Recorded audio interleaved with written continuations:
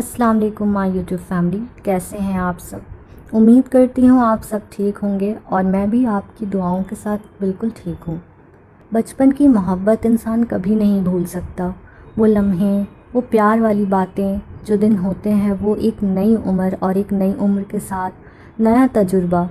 उसमें नहीं पता चलता हमें वो प्यार करता है नहीं करता है, बस इतना पता है कि बस उसे बहुत चाहते हैं हम, दिल से चाहते हैं, दिल की गहराइयों से चाहते हैं, उसका हो जाना चाहते हैं, उसे हासिल करना चाहते हैं। पर कभी कभी नामुमकिन होता है। हर किसी की किस्मत में उसका प्यार उसकी किस्मत में नहीं लिखा होता। कुछ इसी तरीके से मेरे साथ भी हुआ। बचपन से मैं किसी को बहुत चाहा करती थी, पड़ोस में ही रहता था और मुझे बहुत अच्छा लगा करता था। मैं भी उससे बहुत अच्छी लगती थी, क्योंकि हर किसी को उसका जोड़ा जब सही तरीके से मिलता है, यानी कि जैसे कि उसकी हाइट, उसका बाल, उसके रंग और अपने से मेज़ खाता हो और बराबर 20-20 का टक्कर होना, हर कोई एक दूसरे की नज़र से देखता है। इसी तरीके से कुछ मेरे साथ भी था। हमारी जोड़ी बहुत फेमस थी स्कूल में।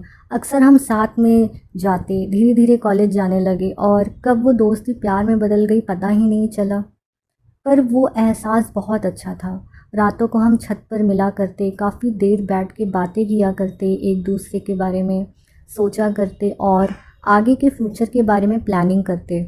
ये तो पता था कि रिश्तेदारी में आपस में हो जाता है, अम्मी अब्बू सब मान जाएंगे। पर कभी कभी यही रिश्ते इतने दुश्मन बन जाते हैं ना, कि गला दबा देते हैं उन रिश्तों का। जो एक दूसरे के साथ रहना चाहते हैं सिर्फ़ अपनी अना की खातिर। कुछ इस तरीके से मेरे साथ भी हो रहा था। मुझे पता था कि मेरे अम्मी अब्बू सब मान जाएंगे, उसके भी मान जाएंगे, क्योंकि वो किसी गैर का नहीं था, वो अपना ही था। लेकिन इसी बीच में मेरे रिश्ते आने लगे। किसी को नहीं पता था कि हम दोनों एक दूसरे को चाहते हैं। हम सबको पता था कि हमारी एक अच्छी दोस्ती है, एक अच्छी बॉन्डिंग है, हम दूसरे को अच्छे से पसंद करते हैं। लेकिन प्यार मोहब्बत का किसी को हमने ज़ाहिर नहीं होने दिया। अक्सर मैं उसके साथ में इस तरह से लड़ा करती थी कि किसी को ज़ाहिर ना हो और अलग से हमारा वो प्यार पनपता रहा। चांदनी रातों में रात को काफ़ी देर बैठ के मैं बातें किया करती थी। उसकी गोद में मुझे लेटना अच्छा लगता था। जब वो मेरी बालों में उंगली सहलाता था तो मुझे बहुत ही प्यारी नींद आती थी। पूरी रात गुजर जाती थी, पता ही नहीं चलता था। लेकिन हमने कभी अपनी हद पार नहीं की। इस चीज़ को हमने इसी इंतज़ार में रखा था, जब वो वक्त आएगा, जब हम एक दूसरे के होंगे तभी हम हद पार करेंगे। लेकिन ज़िंदगी को तो कुछ और ही मंजूर था। हमारे अपनों के बीच में ही आपस में दरारें पड़ गई और हमारे अपने ही हमारे रिश्तों को ख़त्म कर दिए। मैंने दबे लफ्ज़ों में अम्मी के सामने भी कहा, लेकिन हमारे पापा जो थे ना, उन्हें ये रिश्ता मंजूर ही नहीं था। उन्होंने तो साफ साफ कह दिया था कि मैं उस घर में तो तुम्हें कभी नहीं भेजूंगा। मैंने बहुत हाथ पैर जोड़े, सब कुछ किया, लेकिन उन्होंने मेरी मोहब्बत का गला दबा दिया और यहाँ से उसके माँ बाप ने उसको बाहर भेज दिया। जैसे इन्हें इस चीज़ का पता चला तो उन्होंने कहा कि बस यहाँ रहना तो बेकार है, तुम बाहर जाओ, इस मोहब्बत में पड़ जाओगे तो ज़िंदगी ख़राब हो जाएगी। पर हम दोनों क्या करते, जिन्होंने जीने मरने की कस्में साथ में खाई, वादे साथ में किए, और अब उसके लिए ये लोग हमारे साथ एक सौदा कर रहे थे। उसके माँ बाप ने तो उसे तसल्ली देकर बाहर भेज दिया कि तुम्हारे पीछे हम सब कुछ सही करके और उससे रिश्ता लेकर तुम्हारे लिए मंगनी करके रख देंगे। और पीछे से उन्होंने हमारे साथ धोखा किया। जैसे ही वो ये सारी चीज़ें मानकर बाहर चला गया, उसके बाद उन्होंने पलट के पूछा भी नहीं और ये कह दिया कि ये कूड़ा हमारे सर पर मत रखना, हमें नहीं चाहिए तुम्हारी बेटी। क्या मैं कूड़ा थी? क्या उन्हें मेरी मोहब्बत दिख नहीं रही थी? मेरे साथ भी धोखा हुआ, उसके साथ भी धोखा हुआ। मैं मजबूर हो गई, क्योंकि मेरे पास ना तो उसका नंबर था, ना ही उसका कोई कांटेक्ट था। किस तरीके से मैं उससे बात करती, कैसे मैं उससे रब्ता करती। उसने भी मुझसे ये कह दिया था कि जब मंगनी हो जाएगी उसके बाद हमारी बातचीत बंद हो जाएगी। और ये उसके माँ बाप ने उससे कह के राज़ी कर लिया था कि तुम्हारी मंगनी हो चुकी है और तुम बातचीत नहीं करोगे। झूठी खबर उसको फैला करके बता दिया और पीछे से मेरे लिए दूसरा रिश्ता देखकर मेरा रिश्ता कर दिया गया। और तय होने के बाद 3 महीने के अंदर अंदर मेरी शादी भी हो गई। कई बार मैंने सोचा मैं अपने आप को ख़त्म कर दूं, कई बार मैंने ये फ़ैसला भी लिया मैं उसके बगैर नहीं जी सकती। मैं मर जाना चाहती हूँ, लेकिन क्या करती, हराम मौत भी तो नहीं मर सकती। और इसी तरीके से वो मुझसे जुदा हो गया। मेरी शादी के 1.5 साल के बाद जब वो आया तो उसने मुझे दुल्हन बने हुए दूसरे की पाया, और बस वो देखता रह गया। बहुत सारे शिकवे गिले मेरे साथ थे, बहुत सारे शिकवे गिले उसके पास थे, लेकिन वो वक्त कैसा था जब मैंने उसे देखा और उसने मुझे देखा। उसने तो मुझे अपने मंगेतर के रूप में देखा, लेकिन मैं दूसरे की दुल्हन बनी हुई थी, और बस वो मुझे देखता रह गया।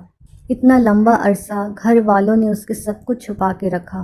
किसी ने कुछ नहीं बताया, क्योंकि उस तरफ हमारी तरफ का कोई भी नहीं था जो कि उसे सही बताता। और माँ बाप ने कस्में दे दी थी कि तुम्हें कसम है, अगर तुम वहाँ फ़ोन करोगे तो मंगनी हो चुकी है, तुम्हारी बातचीत तय हो चुकी है। वो भी खुशियों में वहाँ से तैयारी करके आया। मेरे लिए वो बहुत सारा सामान लाया था। जब शाम के टाइम पर वो छत पर आया, मुझे पता चला कि वो आने वाला है, तो मैं भी किसी न किसी बहाने से अपने ससुराल से अपने घर पर आ गई थी और छत पर उसके बेताबी से इंतज़ार कर रही थी। उसने आखिर मेरे साथ ऐसा धोखा क्यों किया? जब उसने मुझे पहली बार दुल्हन बने हुए देखा तो वो देखता रह गया। मेरे नाक में लौंग, कान में बूंदे, हाथ में चूड़ा। वो समझ गया, क्योंकि मैं कभी ये सारी चीज़ें नहीं पहनती थी। कॉलेज में तो मुझे ये सारी चीज़ें बहुत बेकार लगती थी। शादी के बाद मैंने कई बार चूड़ियाँ तोड़ी, बूंदे उतार के फेंक दिए, लेकिन ससुराल है ना, ससुराल वाले कहाँ मानते हैं। मेरे हस्बैंड भी बार बार कहते थे कि तुम्हारा दिल नहीं था तो तुमने मुझसे शादी क्यों की। मैंने भी उनसे कहा कि ऐसी बात नहीं है, बस मुझे पहनने की आदत नहीं है। लेकिन आज उसने मुझे सारे 16 श्रृंगार में देख लिया था। मैं भी ज़्यादा तैयार होकर बन ठन के इसलिए गई थी ताकि उसे दिखाऊं, उसके दिल पर चोट दूं और उसे एहसास दिलाऊं कि तुमने मेरे साथ क्या किया। लेकिन काफ़ी देर बैठने के बाद खामोशी टूटी तो उसने मुझसे कहा कि तुम्हारे साथ क्या हुआ, पहले तुम बताओ। मैंने कहा, पहले तुम बताओ, तुमने मेरी खबर क्यों नहीं ली? जब तुम और मैं एक थे और हमने वादे कर लिए थे कि हम शादी करके एक हो जाएंगे, और तुम्हारे घर वालों ने मेरे साथ इस तरीके से किया और मेरे घर वालों को बदनाम किया, मुझे मुंह दिखाने के काबिल नहीं छोड़ा, इसलिए मुझे ये शादी करनी पड़ी। उसने कहा कि मुझे तो ये पता ही था कि तुम्हारी शादी अभी नहीं हुई, मुझसे मंगनी हुई भी है। मैंने तो ये सोचा भी नहीं था कि तुम किसी दूसरे की दुल्हन हो। मैं तो यहाँ एक सूटकेस भर कर के सामान लाया हूँ ताकि मैं तुम्हें अपनी दुल्हन बनाऊँ और अपने घर ले जाऊँ। मुझे क्या पता तुम दूसरे की हो चुकी हो। जब मैंने उसे बताया कि 1.5 साल से इंतज़ार कर रही हूँ, रात और दिन जीती हूँ, ये मोहब्बत मैं कभी नहीं भुला सकती, ना तुम्हें भुला सकती हूँ, ना इस मोहब्बत को भुला सकती हूँ। जीने को जी रही हूँ, लेकिन ज़िंदगी में वो मज़ा नहीं है। अब मैं क्या करूँ? उसने कहा, अब क्या कर सकते हैं, मगर अब वो मुझे एक बार भी ये कहता ना कि मैं आज भी तुम्हारा इंतज़ार कर रहा हूँ, चलो मेरे साथ, तो मैं उसके साथ उसी पल चली जाती। पर उसने मुझे एक बार भी नहीं कहा, क्योंकि मैं अब उसकी नहीं रही थी ना, मैं झूठी हो चुकी थी। तो इसलिए इसने मुझे उस टाइम पर बिल्कुल भी एक बार नहीं कहा, और बस हम रोते रहे। फिर उसके बाद मैंने कहा, मेरा तो घर बस चुका है, अब तुम भी बसा लो अपना घर। उसने उस पर कहा, हाँ अब तो मुझे भी करना पड़ेगा। तो क्या यह सच्ची मोहब्बत है?